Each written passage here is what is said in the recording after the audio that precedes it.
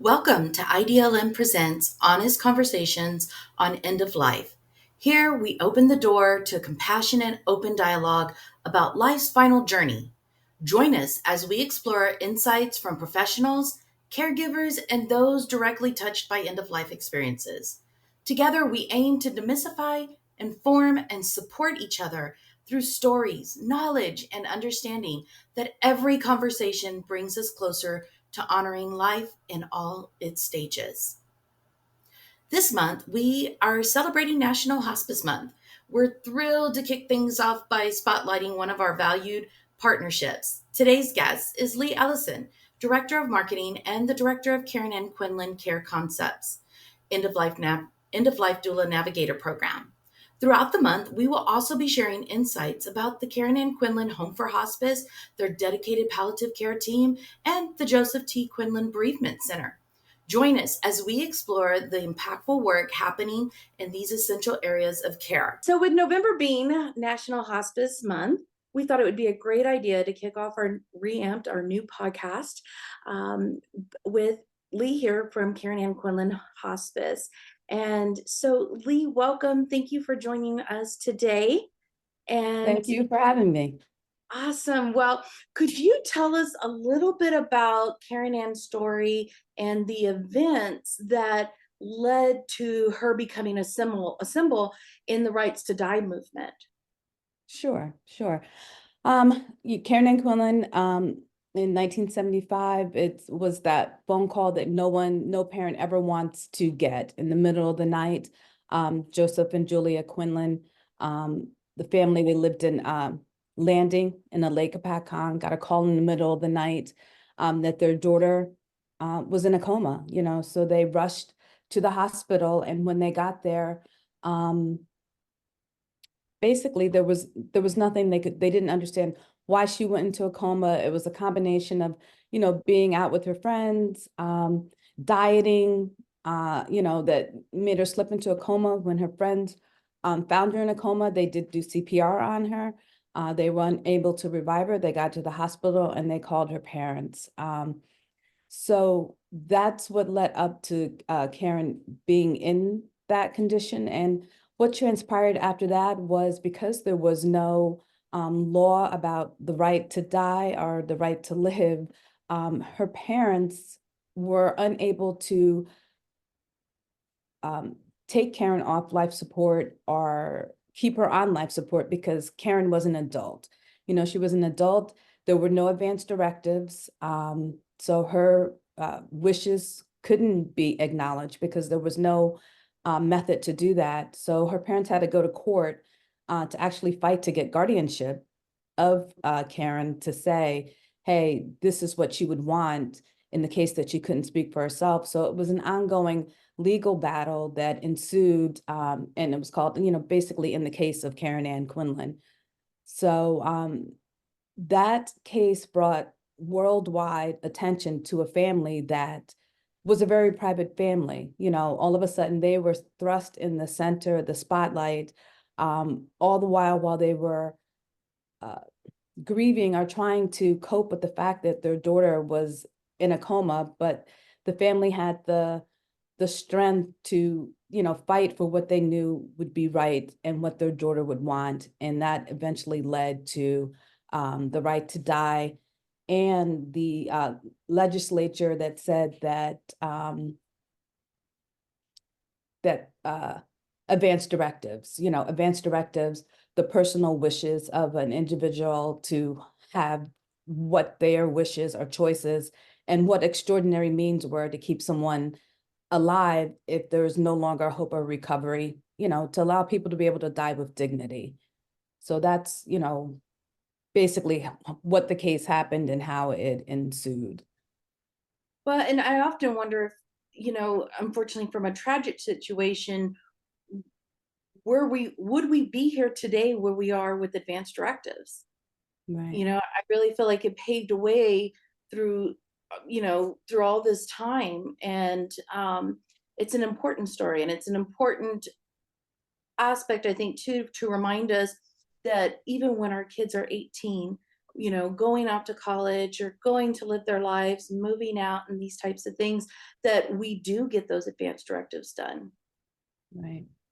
You It's know, kind of something that people take for granted that your wishes are going to be respected if you're unable to speak for yourself. You kind of take that for granted, but just think just a few short years ago, 45, 50 years ago, that wasn't a given right right. on one hand. And then the second part that it is a right, but when you ask people, okay, how many people have their living will or their advance directives filled out and done? It's like you maybe get one or two people in a room of 30. So, Hmm. that's part of our job to keep raising awareness of the importance that everyone needs to have this documented and everyone needs to open the conversation and let other people know, hey, I've got this documented and this is what I want, in the case I can't speak for myself. Right. And I think we kind of forget when, as our kids are growing up, that, if they don't have a partner, that, we just assume that mom and dad can always make the Mm, decisions, or, yeah, someone who might have raised that person can always go in and just anybody could do that. And the truth of the matter is, that's not how our legal system works. right. How would you say that the experience with Karen Ann Quinlan's case inspired the founding of the hospice? Well, I mean, it was instrumental. I mean, in the case, although Karen Ann herself probably would not have been eligible for hospice just because of her circumstances, but it was the Joseph and Julia's way of giving back, to the community. So from the book that was published, Karen Ann, the Quinlan tell their story, and a made for TV movie in the matter of Karen Ann, which you can view that online, on our website if you want to watch the movie or you want to read the book, you can get a free download of the digital copy from our website, karenannquinlanhospice.org. But and this is what is just so amazing to me from the proceeds of both of those ventures, and also there was an article in Good Housekeeping magazine. They took all the proceeds. They didn't want any of that money for themselves, and with inflation and everything, who knows what that amount would be today, but they said no, we're going to, in our daughter's name, create a legacy to remember Karen Ann, and she was still alive at this time, but a legacy to help people in the situation, that people will be able to die with dignity and comfort. And that's when they started the Memorial Foundation. And then in 1980, opened up the Karen Ann Quinlan Hospice, which, I mean, they were pioneers for the time because they brought hospice to Sussex County, and people were like, a hospice? What's a hospice? What? People are going to die at home in the comfort of their own homes with their loved ones surrounding them, not in the hospital, so it was a pioneering um, venture. I mean, they went around the country studying. um, they talked to Diane Kubler-Ross, so they really did their research and learned what a hospice was and decided with all the things they could do, no, this is what we're going to do to help families who are in this Wow. situation. Wow. And would you say that the original mission or vision for hospice, and has that changed over, from what that original mission and vision for what they had, has that evolved over time? It has evolved to include like more services. We have the 4 divisions: the Karen and Quinlan Hospice, the Home for Hospice, which is a 10-bed residential facility, our Joseph T. Quinlan Bereavement Center, and Quinlan Palliative Care. So in that way, it has evolved, but their original vision and mission were for anybody who needed these end-of-life services were able to receive them. Karen Ann Quinlan Hospice is a nonprofit organization through the Memorial Foundation, that no one would be turned away based on their ability to pay. And that has remained the same today, in an era where everyone's adding dot hospice to their list of services, for a for-profit, Karen Ann Quinlan Hospice, Quinlan Care Concepts remains a nonprofit organization and our mission and vision have remained the same.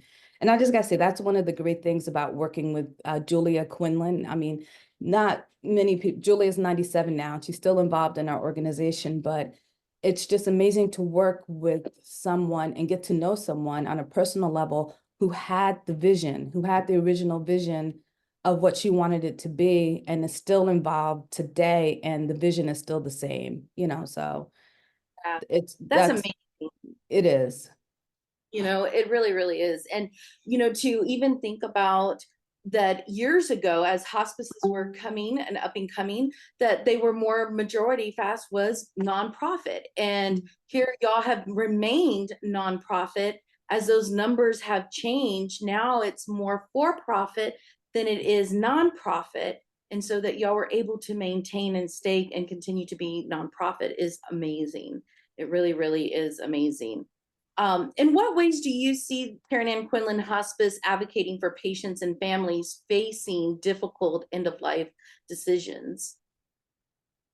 Well, one of the ways, that we are evolving to be even more of an advocate for the patient is through our Navigators, our end-of-life doula program, so that, partnering with IDLM and making these services available to the community, to anyone in the community who needs them, regardless if they're on hospice, if they're in our palliative care.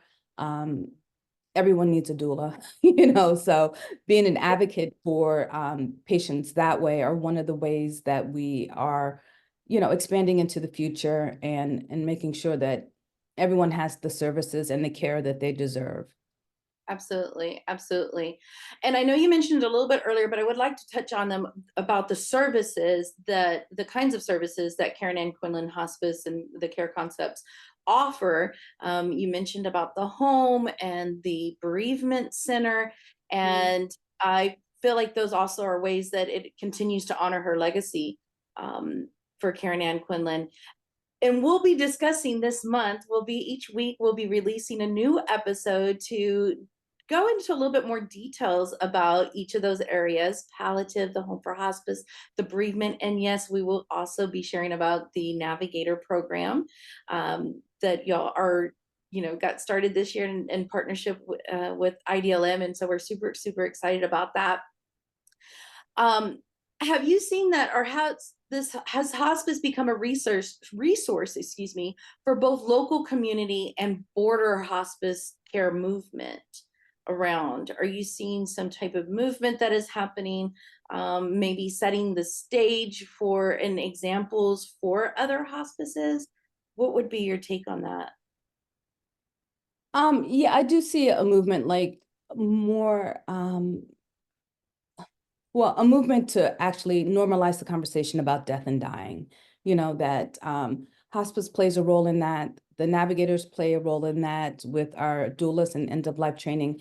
And, the movement of educating our community and our referral sources about the importance of hospice, about the importance of end-of-life planning and advanced care directives.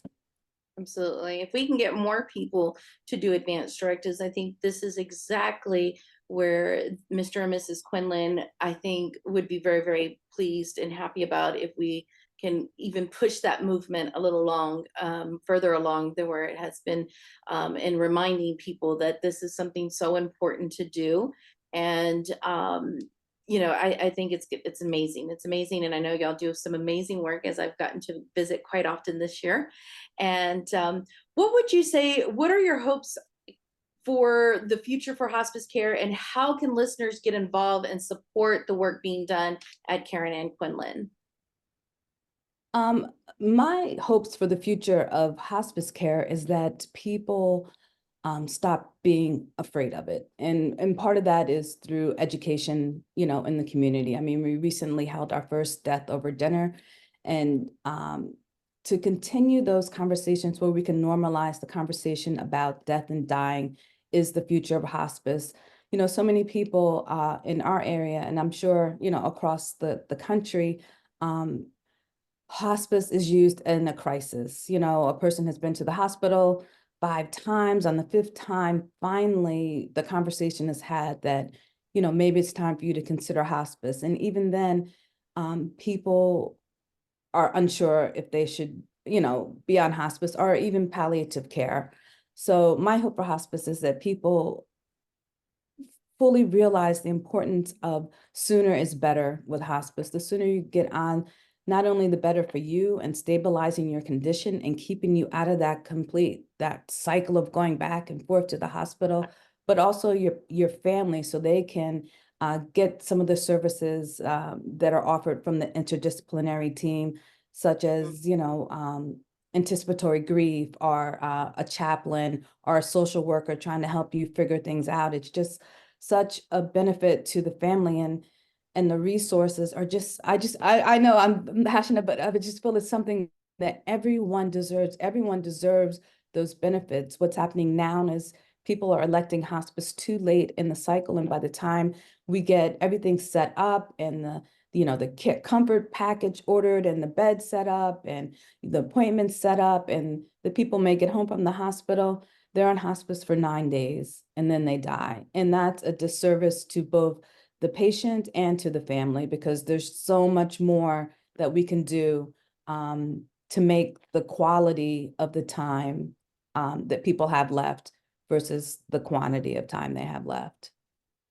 Right. And living it the best life that you can live with the time that you Right. have left. You Mm-hmm. know, how can our listeners get involved or support the work being done at Karen Ann Quinlan Hospice? They can visit our website. Like I said, we have we have so many. If you're in the Jersey area and you're ever looking for events, we have 26 events a year. So if you say there's 52 weeks in a year, we have 26 events. We are a nonprofit.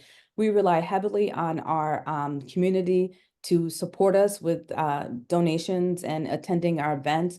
So if you visit our website, KarenAnnQuinlanHospice.org or QuinlanCareConcepts.org, our events will always be listed there. There's also a page that you can make a donation, to support the projects and the services that we offer to the community. Because you remember, no one is ever turned away based on ability to pay. And if you come and, take advantage of some of the educational activities that we have planned. Like I said, we just had the Death Over Dinner. We'll have more of those planned at your local libraries. We'll have, we use the 5 wishes, like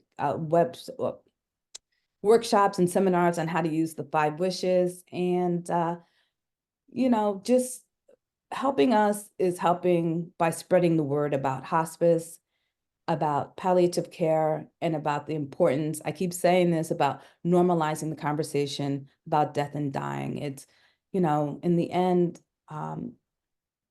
it's nothing to be afraid of. And you can support us too by getting your advance directive done because it's the greatest gift you can give your family. It's the greatest gift to talk about it and to know what somebody wants. It's the greatest gift you can give. And that's one of the ways you can help support the work that we do. Absolutely. And one last question.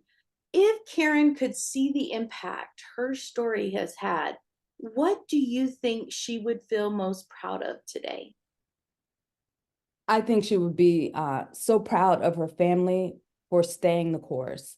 For Joseph and Julia having a vision for how they could help the community. And even though the concept of hospice was new at the time, sticking through with it and working and making it work. We've been here for over 44 years. And I think she would be amazed at how grateful and thankful the community is for the services that we give. One time Mary Ellen Quinlan, her sister, told me that to them, the hospice is Karen Ann. The hospice is Karen Ann, still living, still alive. It's an extension of Karen Ann, and the people that work there are like family, an extension of the family. So in that way, that has kept Karen Ann alive, all these years. So I think she would just be amazed that, Julia is still going and still working on it, and the vision has maintained the same. Yeah. Yeah, I think that's the biggest thing. Things, in life, just in general, change over time. But you've changed for becoming more innovative and servicing and staying up to date in those concepts, but yet still keeping to the truth of why Karen Ann Quinlan Hospice became. And I have to say, my very first time, I think I was just in total awe, because coming from Texas, it's totally different. Mm. Um, the care that I saw from going in and touring the home for hospice, and the beautiful views, and how the rooms open up, and getting to meet the team that you all have, and going to the bereavement center and hearing all the amazing work that they do there too, and then the palliative department, it's really, really, it's something very, just, you don't see that every day. You just don't see that. And I think those that might be listening that currently work in hospice, we have, it's become so medicalized and so corporized that sometimes there's that draw that we had there that kind of starts to get nipped at because of being in that situation. But going and taking that time, that first trip that I made out there, to being able to view and just ask questions and just be in awe of everything, and then continuing to go out there, I am always in awe about the beautiful home for hospice, and going to the bereavement center, and just all the amazing work that y'all are doing. And so it is really, really amazing. So I encourage anybody, if you're in the area, give them a call, go get a tour, go, check out the website and see all the amazing events that you all have, that go on throughout the year, as well as, if you find it in your heart, it's put on your heart, please use that donation button, and let's help Karen Ann Quinlan continue that legacy, and the work that they're doing there at the home, at the Karen Ann Quinlan Hospice. Lee, thank you so much for coming in today and chatting and sharing the story, because I'm sure there's people that haven't heard the story yet. And so I wanted to make sure that we got to share her story and why the hospice came to be where it is today. And again, please join us in throughout the month. Each Friday, we'll be dropping a new episode, and each episode this month, for celebrating Hospice Month, we will be sharing more about the Home for Hospice, more about the Bereavement Center, the Joseph T. Bereavement Center, and also the Palliative and Navigators program as well. So you won't want to miss those episodes. Again, thank you so much for joining in, and we will all see everyone soon. Thanks. Bye. Thank you.